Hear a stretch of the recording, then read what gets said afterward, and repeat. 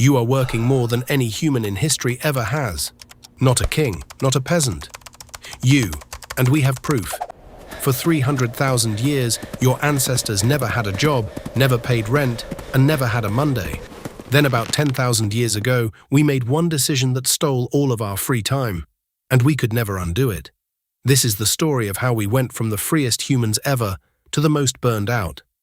In 1966, an anthropologist named Marshall Salins studied living hunter-gatherers and got confused. By every modern rule, these people should be miserable. They owned almost nothing. A spear, a digging stick, maybe an animal skin to sleep on. No house, no savings, no closet full of stuff. So he called them something that made no sense. He called them the original affluent society. Not because they had a lot, but because they wanted very little. And if you want very little, you are already rich. Rich in the one thing we have completely lost. Time. So let's actually live one day in that world. Not the Hollywood version with constant lion attacks. The real one. You wake up, no alarm, the sun warms your face, and the cold air is gone.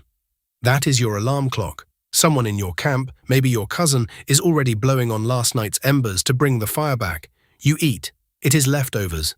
Some roasted tubers, some berries from yesterday. Nobody is counting calories or protein. You just eat until you are not hungry. And nobody is rushing. There is literally nowhere to rush to. Your boss is the weather. Anthropologist Frank Marlowe actually lived with the Hxaro people in Tanzania to clock their schedule. He followed them for years with a notebook, and what he found makes no sense to a modern brain. The men grab bows and go look for meat. The women grab baskets and go dig for roots and fruit. The kids just choose who seems more fun that day and follow them. Or they stay in camp with their aunts and grandparents. And here is the number. The total work time for the whole day, hunting and gathering combined, was 3 to 5 hours. That is it. 3 to 5 hours to get all the food you need for the day. What do you do with the other 10 hours of daylight? Anything you want, and the reason it only took 3 hours is because you were never doing it alone. Modern life tricked us into thinking you have to raise kids by yourself, in a box, with 2 tired adults. For most of history, that would have sounded like torture. Anthropologist Kristen Hawkes found the secret weapon. Grandmothers. She studied older Hxaro women and saw them working harder than almost anyone. They would walk for miles and dig for hours in hard ground to get tubers. Then they would not even eat most of it. They would hand it straight to their grandkids. Hawkes thinks this one act changed human evolution. Because grandma was feeding the baby, mum was free. She could stop breastfeeding sooner and have her next child faster. The whole group grew because old women decided to be generous. We call it the grandmother hypothesis. And without it, we might not be here. And it was not just family, it was everyone. If your hunt failed, you did not starve. You could not because of a system the Kung people call Hxaro. Think of it like this. You kill a big antelope. You have way too much meat. It will rot tomorrow. So you give most of it away, to your neighbor, to your friend, to that guy who makes good arrows. You are not trading. You are creating a debt, a good debt. 3 months later, when you find nothing for a week and your kids are hungry, that same neighbor shows up with food for you. No money changed hands, no contract. Just, you helped me, so I help you. Anthropologist Richard Lee lived with the Kung and saw people spend hours arguing about who gets to give meat away because giving made you more respected than keeping. Imagine an economy where the most respected person is not who owns the most, but who gives the most away. By midday, everything stops. The savannah sun is brutal. You cannot hunt. You cannot dig. The animals are hiding. So you hide too.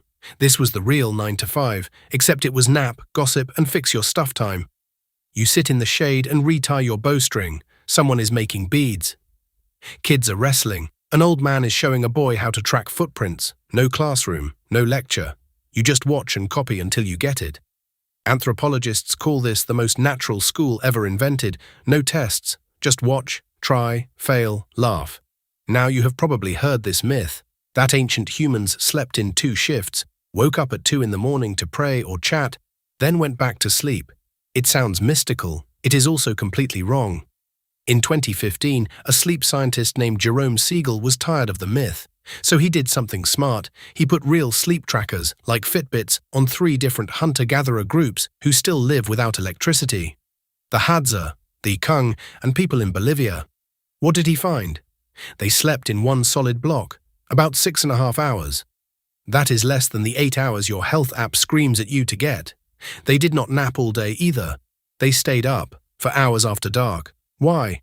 Because of the fire. The sun goes down, it is cold, it is dark, predators are out, you cannot work. So you all sit around the one orange light that keeps lions away, and researchers who recorded what people talk about around that fire found something wild. During the day, talk is 90% practical. Where is the water? Who saw berries? Watch out for that elephant path, but at night around the fire it flips. Over 80% of talk becomes stories. Myths about how the stars were made. Legends about trickster animals. People roasting each other. Gossip about who likes who. Some scientists now believe this nightly fireside chat, safe, full, surrounded by people you trust, is where human storytelling, religion, and imagination were actually born. Not because we had extra time, because we had the perfect setting every single night. So if life was only 3 hours of work, shared kids, free food, and stories every night, why did we ever stop? About 10,000 years ago, in a few places on Earth, someone figured out you could plant seeds and they would grow where you told them to. It sounded genius, more food in one place. You do not have to walk, and at first it worked. More wheat meant you could feed more people. But more people meant you needed even more wheat. So you had to clear more land, and weed more, and carry more water. You could not move anymore because your farm would die. So you were stuck. Biologist Jared Diamond called this the worst mistake in the history of the human race, and the skeletons prove him right. When archaeologists dig up the first farmers and compare them to the foragers right before them, the farmers are a disaster. They are 6 inches shorter. Their teeth are rotten from carbs. Their bones are full of infections. Their spines are crushed from grinding grain on hard stones all day, every day. The foragers worked 3 hours. The farmers worked 10 to 12 hours, every day. Just to not starve. We traded freedom for calories, and once populations exploded, there was no going back. You cannot feed 100 villagers with foraging.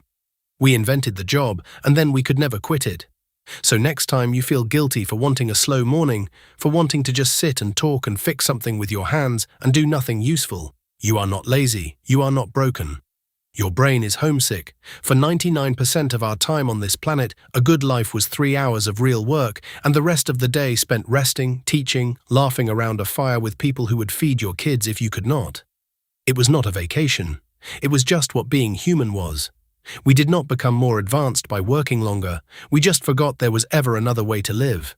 If you liked what you saw, feel free to like, subscribe, drop a comment, or share it with someone who might enjoy it. It really helps a ton. Thanks for watching.